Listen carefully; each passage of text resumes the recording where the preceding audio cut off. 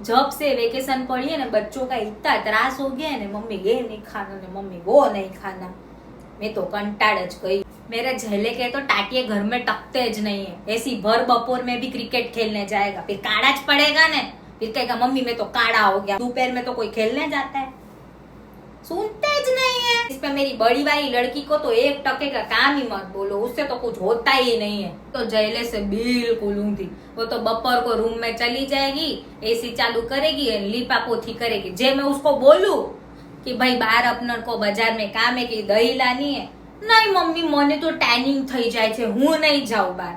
6 बजे देखेगी, बारी खोल के देखेगी कि तड़का गया, बाहर आएगी चाय पिएगी, बस उसका तो यही काम है। हम कितना काम करते थे बोलो, बाड़पण में कितना काम करते थे, आजकल कोई नहीं करता है। कुछ नहीं तो कान में भूंगड़े डाल के बैठे रहेंगे, बस काम वाम घर के मम्मी करेगी, हमारी तो कोई जिम्मेदारी ही नहीं है।